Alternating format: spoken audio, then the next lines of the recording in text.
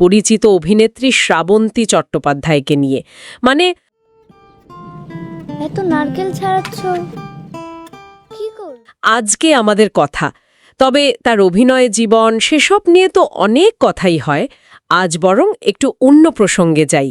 একটা খবর এসেছে, মানে কিছু সূত্র বলছে আর কি, যে তিনি নাকি একটা সিনেমার উপস্থাপক হচ্ছেন, প্রেজেন্টার। চলুন এই বিষয়টা একটু খুঁটিয়ে দেখা যাক। হ্যাঁ, ঠিক। আজকের আলোচনাটা এই নিয়েই, মানে একজন এতদিনের চেনা 1 বছরের বড় মা, ভাবতে পারছেন কি হতে চলেছে? একটা দারুণ কিছু ব্যাপার হতে চলেছে। মানে এক্সাইটেড, ফার্স্ট মুভি রিলিজ হচ্ছে আর খুবই এক্সাইটেড, আমি নার্ভাস। সেম আমিও প্রচন্ড এক্সাইটেড এই মুভিটা নিয়ে, বিকজ এটা আমার ফার্স্ট মুভি। তো তার মধ্যে আমার যে ক্যারেক্টারটা ছিল মায়ের, তো আমি প্রচন্ড এক্সাইটেড এই মুভিটা নিয়ে। আমি দেখেছি দারুণ অভিনয় করেছে। আমি তো বিশ্বাসই করতে পারছিলাম না যখন শুনলাম যে মা আর কি মেয়ের থেকে মাত্র 1 বছরের বড়। তো সেটা দেখে আমার খুব ভালো লেগেছে যে এত সুন্দর ক্যারেক্টারটাকে রিয়েলিস্টিক ভাবে নিয়ে এসেছে। খুব ভালো লেগেছে। আপনারাও দেখুন, এটাই বলবো।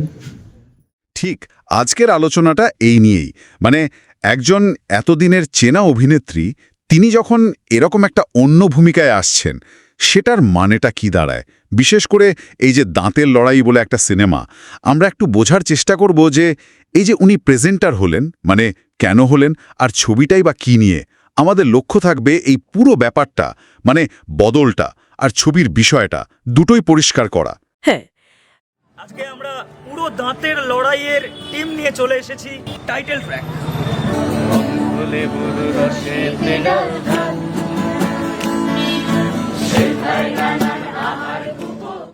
ব্যাপারটা বেশ ইন্টারেস্টিং তো বটেই। শ্রাবন্তী চট্টোপাধ্যায়কে তো আমরা বহুদিন ধরে চিনি বাংলা সিনেমায়, কিন্তু এইবার দাঁতের লড়াই ছবিতে উনি অভিনেত্রী নন, হচ্ছেন গিয়ে ফিল্ম প্রেজেন্টার। এটা তো ওনার জন্য প্রথমবার, তাই না, এই প্রেজেন্টার হওয়া? এর আসল মানেটা কি, ঠিক কি প্রভাব ফেলে এটা?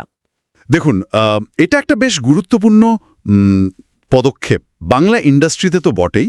অনেক সময়ই দেখা যায়, মানে ইন্ডাস্ট্রির পরিচিত মুখ যাদের উপর ভরসা করা যায়, তারা নতুন পরিচালক বা একটু অন্য ধরনের ছবির পাশে দাঁড়ান, নিজেদের নামটা, জনপ্রিয়তাটা ব্যবহার করেন ছবিটাকে আরও বেশি দর্শকের কাছে নিয়ে যেতে।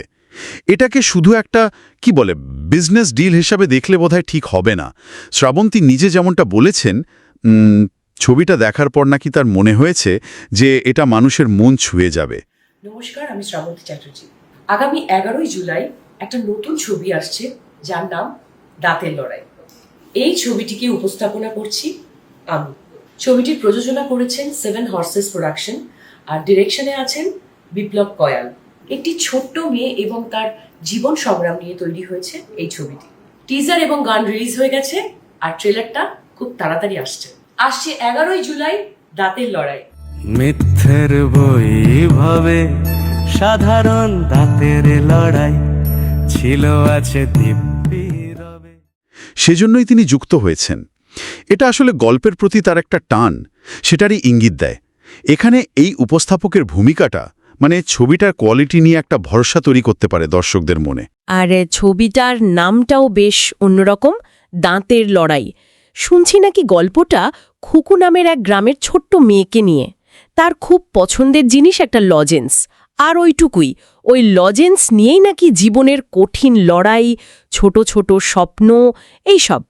শুনতে খুব সিম্পল লাগছে, কিন্তু হয়তো গভীর কিছু আছে এর মধ্যে। হ্যাঁ, আমারও তাই মনে হচ্ছে। এখানেই হয়তো ছবিটার আসল মজাটা।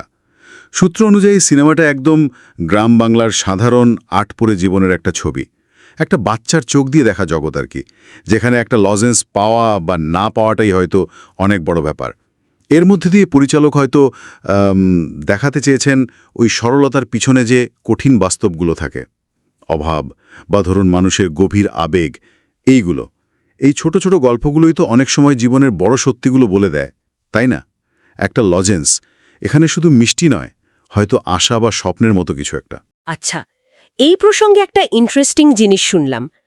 সূত্র বলছে শ্রাবন্তী নাকি গল্পটা শুনে এতটাই ইমোশনাল হয়ে পড়েছিলেন যে তিনি বলেছেন গল্পের সাথে নাকি নিজের জীবনেরও মিল খুঁজে পেয়েছেন। তাই ছবিটার সঙ্গে তার একটা আত্মিক সম্পর্ক তৈরি হয়েছে বলছেন। শুধু তাই নয়, উনি নাকি ছবিটার প্রমোশনের কাজও নিজে দেখছেন। এই যে এতটা পার্সোনাল ইনভলভমেন্ট, এটা কতটা ম্যাটার করে? এটা খুব গুরুত্বপূর্ণ।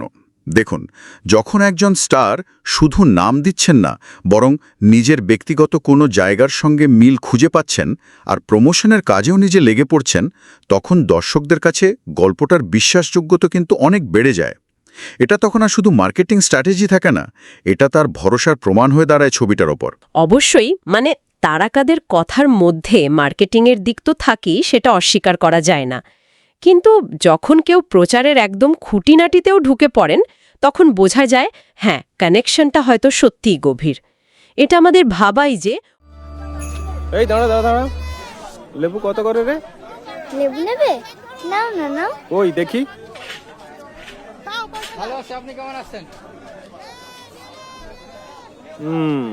এই যা লেবু, তোকে 4 টাকার বেশি দিতে। ওর নিজের কোনো স্মৃতি বা অনুভূতি হয়তো এই গল্পের সঙ্গে মিলে গেছে।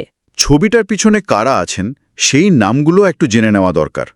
পরিচালক বিপ্লব কয়াল, উনি গল্প আর চিত্রনাট্য লিখেছেন।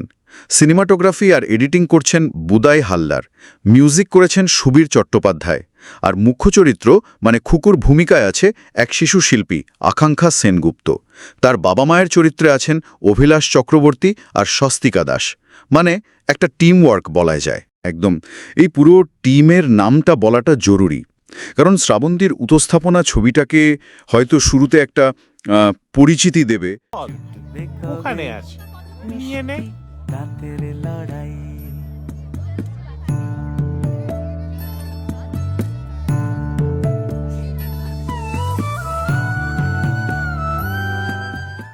আলোয় আনবে, কিন্তু দিনের শেষে সিনেমাটা তো দাঁড়িয়ে থাকে পরিচালক, অভিনেতা অভিনেত্রী আর বাকি কলাকৌশলীদের মিলিত চেষ্টাতেই।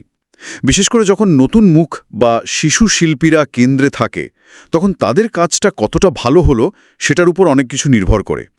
এই টিমওয়ার্কটা কতটা জমল সেটা বোঝা যাবে 11ই জুলাই। সেদিনই তো ছবিটা রিলিজ করার কথা। তাহলে সব মিলিয়ে দেখলে একটা অন্যরকম ছবি পাচ্ছি আমরা। একজন খুব জনপ্রিয় অভিনেত্রী তার স্টারডম ব্যবহার করছেন এমন একটা গল্পকে সামনে আনার জন্য, যেটার সঙ্গে তিনি নিজে কানেক্ট করতে পেরেছেন। একটা গ্রামের মেয়ে, একটা লজেন্স, আর তাকে ঘিরে সহজ কিন্তু গভীর জীবনের লড়াইয়ের গল্প। হ্যাঁ, একদম। এই ঘটনাটা আমাদের ভাবতে বাধ্য করে যে একটা ভালো গল্পের জোর কতটা হতে পারে, আর পরিচিত মুখেরা সেই গল্পগুলোকে। পয়সা নিয়েছিস? ও দাদু, আমাকে আরেকটা বলে দাও না। দে 2 টাকা দে। আরও বেশি মানুষের কাছে পৌঁছে দিতে পারেন। বিশেষ করে সেই সব গল্প, সাইকেলটা আর কোনোদিন হাত দিবিনি, যেগুলো হয়তো অন্য পরিস্থিতিতে অতটা নজরেই আসতো না। শেষে একটা প্রশ্ন বা ভাবনা রেখে যাই। দাঁতের লড়াই তো একটা উদাহরণ, কিন্তু বড় ছবিটা যদি দেখি, তারকাদের এই উপস্থাপক হওয়া ট্রেন্ডটা, এটা ভবিষ্যতে আমাদের বাংলা সিনেমায় গল্প বলার ধরন বা কী ধরনের গল্প বাছা হবে তার উপর ঠিক কেমন প্রভাব ফেলতে পারে। এটা কি ছোট অন্যরকম ছবির জন্য একটা নতুন দরজা খুলে দেবে, নাকি তারকার উপস্থিতি আসল গল্পটাকে ছাপিয়ে যাওয়ার একটা ঝুঁকিও থাকবে? ভাবার বিষয়।